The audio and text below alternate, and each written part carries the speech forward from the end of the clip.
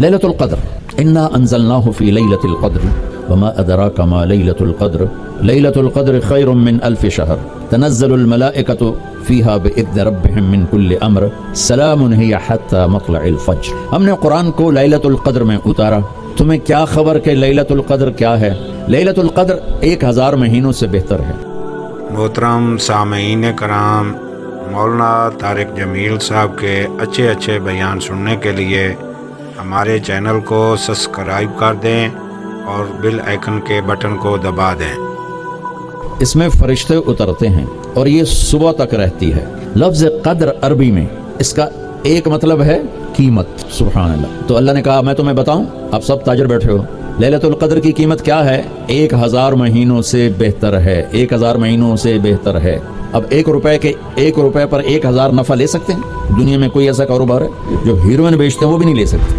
اب میرا اللہ کہہ رہا ہے ایک رات 1000 مہینے، یعنی کوئی 82-83 سال. یہ تو آ گیا پہلا قدر. دوسرا اس کا مطلب ہے تنگ پڑ جانا. تنگ پڑ فقدر علیہ رزقہ. تو تنزل الملائکۃ فیہا، تنزل الملائکۃ والروح فیہا، کہ اس رات اتنے فرشتے اترتے ہیں کہ زمین تنگ پڑ جاتی ہے. سبحان اللہ. اتنے فرشتے آتے ہیں زمین تنگ پڑ جاتی ہے. تیسرا مطلب ہے قدر، مقدار کو. تو اللہ تعالیٰ نے اس کا آخری مطلب بھی بتایا، سلام ہی حتی مطلع الفجر، کہ یہ فجر کی نماز تک، فجر کی اذان تک یہ رہتی ہے. 3 مطلب ہیں قدر کے، تینوں اللہ نے قرآن میں کور کیے. قیمت کیا ہے؟ 1000 مہینوں سے بہتر. تنگی کیا ہے؟ فرشتوں سے زمین بھر جاتی ہے. مقدار کیا ہے؟ صبح صادق. لیلۃ القدر 27 کی نہیں ہوتی، 21، 23، 25، 27، 29. آپ یہ 5 راتیں جاگنے چھوٹ. آپ لوگ تو ویسے رات کے بادشاہ ہو، جاگ لو.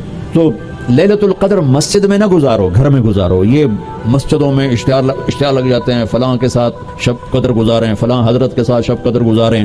پھر ادھر کوئی صلاۃ تسبیح پڑھ رہا ہے باجماعت، عورتیں صلاۃ تسبیح کی جماعت کرا رہی ہیں، اور پتہ نہیں اور کتنی عجیب و غریب قسم کی عبادات شروع ہو جاتی. یہ نفلی عبادت ہے. میرے نبی گھر میں پڑھتے تھے. آپ نے اشراق کے سوا ہر نفل گھر پڑھا، ہر سنت گھر میں پڑھی. تو آپ لیلۃ القدر کو یہ مستورات بھی آپ بھی اکٹھے ہو کے نہیں منانا، الگ الگ مصلی بچھا کر اپنے اللہ سے رونا دھونا کرو، اپنے اللہ کو منانا کرو. میں بھی کروں، آپ بھی کریں. نوافل کی جیسے ابھی شب برات گزری تو اشتہار تھے. میں جا رہا تھا ادھر علامہ آباد میں، ایک جنازہ ہو گیا تھا، تو اشتہار فلاں حضرت کے ساتھ شب برات گزاریں، فلاں مسجد میں شب برات گزاریں، فلاں جگہ شب برات گزاریں. بھائی وہ گھر میں منانے کی ہے، مسجد میں نہیں. میرے نبی نے نفلوں کو تنہائی میں ادا کیا، فرض کو مجمع میں ادا کیا. لیلۃ القدر میں جاگنا نفل ہے.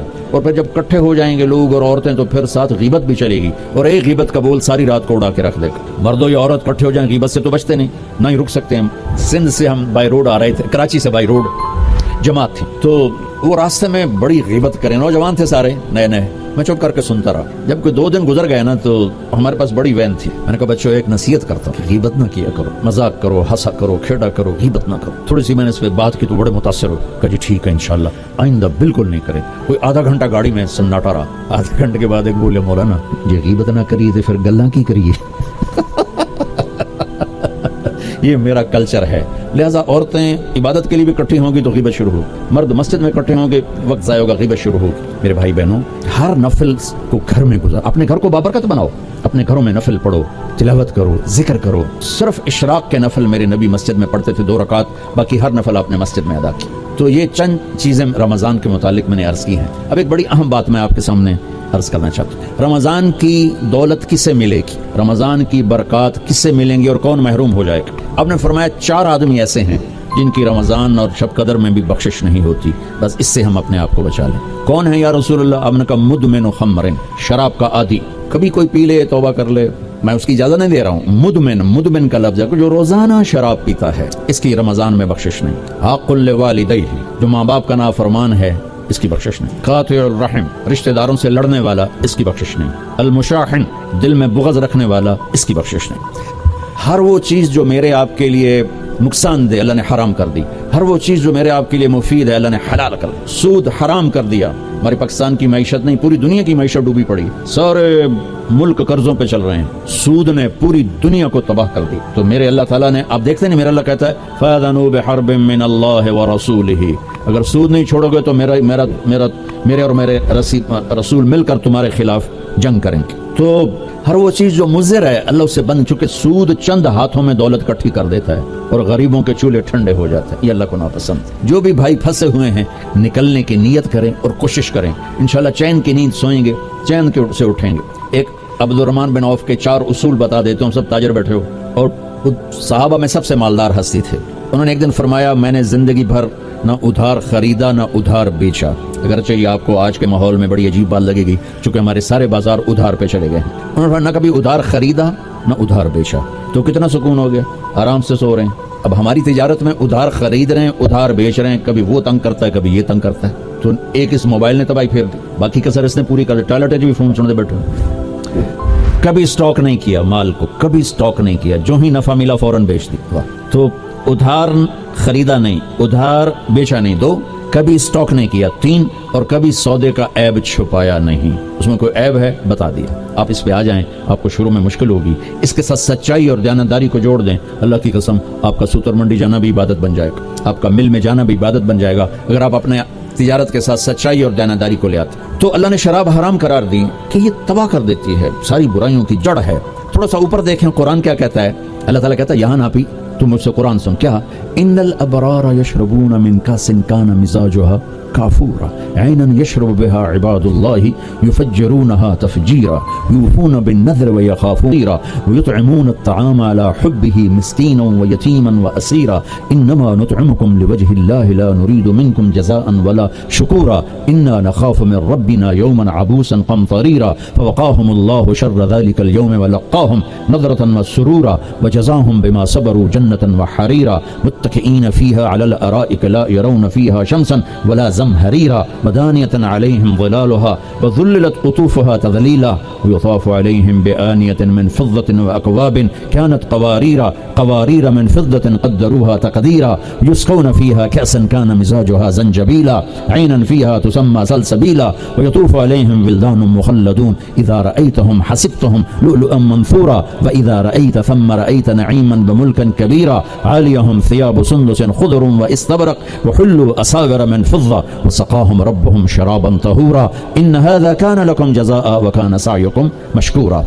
یہ سورہ دہر کی 16 آیات ہیں، ان میں اللہ نے صرف ایک نعمت کو ہائی لائٹ کیا ہے، وہ ہے شراب، اور 3 درجے بتائے ہیں کہ جو نیک لوگ ہیں وہ شراب پیئیں گے خود اٹھا کے، سراہی اٹھائیں گے جام میں ڈالیں گے پیئیں گے، بوفے سسٹم، بھئی آپ پہ پاؤ تو آپ پہ کھاؤ، ہیں ان کے بھی نوکر، لیکن اللہ کیٹیگورائز کر رہا ہے کہ جو نچلا درجہ ہے وہ خود اٹھا کے پی رہے ہوں گے، کافوری ہوگی۔ وَيُسْقَوْنَ فِيهَا كَأْسًا كَانَ مِزَاجُهَا زَنْجَبِيلًا، اس سے جو اوپر والا درجہ ہے انہیں زنجبیل کی شراب پلائی جا رہی ہوگی۔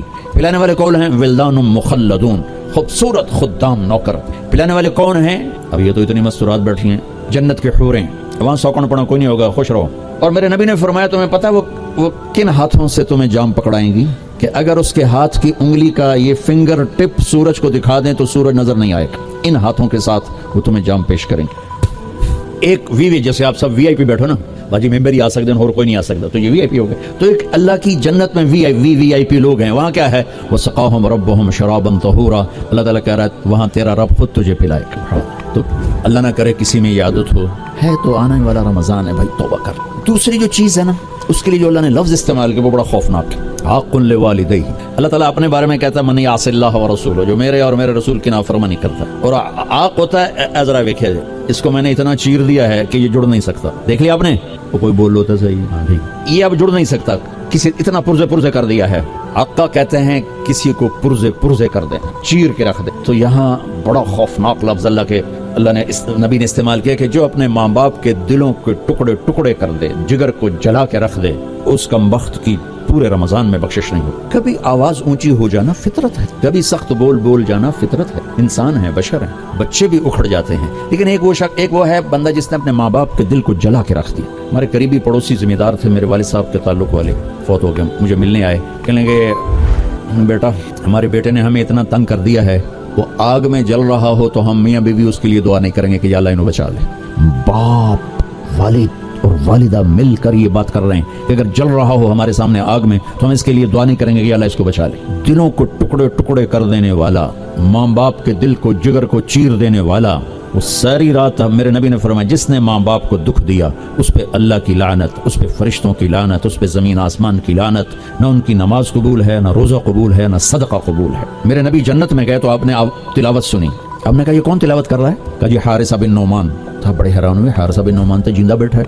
میں آپ سپیکر مل جل کے آپ کو 1000-1200 کا مجمع ہے تو آپ کے لیے سپیکر لگا ہوا ہے، حارثہ مدینے میں قرآن پڑھتا ہے، 7 آسمان کو چیر کے آواز جنت میں چلی جاتی۔ آپ نے کہا وہ کیسے؟ کہا جی ماں کی ایسی خدمت کی ہے کہ جب قرآن پڑھتا ہے اللہ ساری جنت کو سناتا ہے۔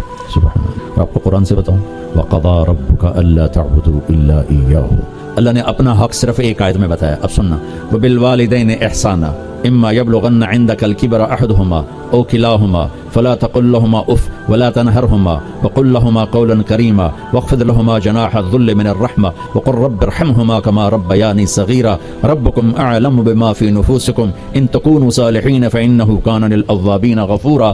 9 جملے اللہ نے اب ماں باپ کے حق میں اتارے، 9 جملے۔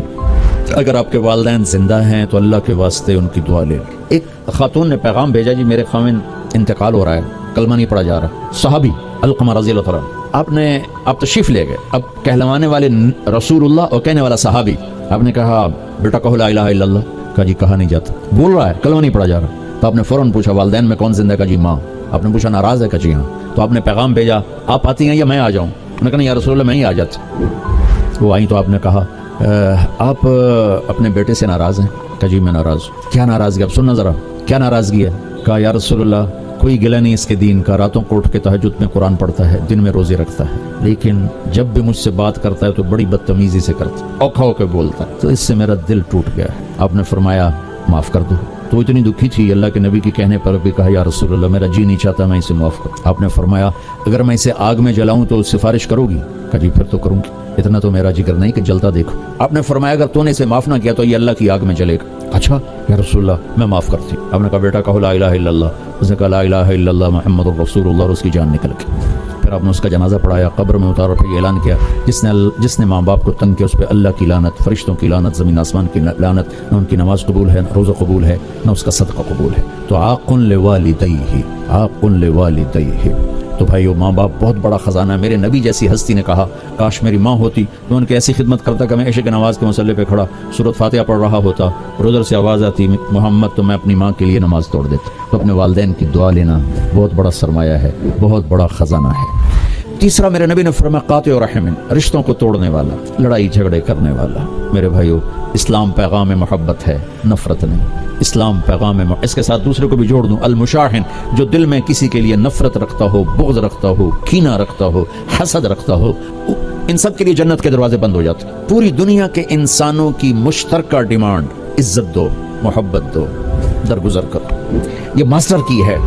جیسے یہ جاتے ہیں نا حرم شریف تو بڑے بڑے ہوٹل بن گئے، کتنے 100 ہزاروں کمرے ہیں، تو ہر کمرے کا ایک وہ کارڈ ہوتا ہے جس سے وہ کھل جاتا ہے، لیکن ایک کارڈ عملے کے پاس ہوتا ہے جس سے سارے کمروں کے دروازے کھل جاتے ہیں۔ پوری دنیا کے مرد عورتوں کے دل ایک کمرہ ہے، اس پر دروازہ لگا ہوا بند ہے، اس کی جو چابی ہے نا وہ محبت، ماسٹر کی۔ محبت دو، عزت دو، احترام دو، کوئی خطا ہو جائے معاف کرو۔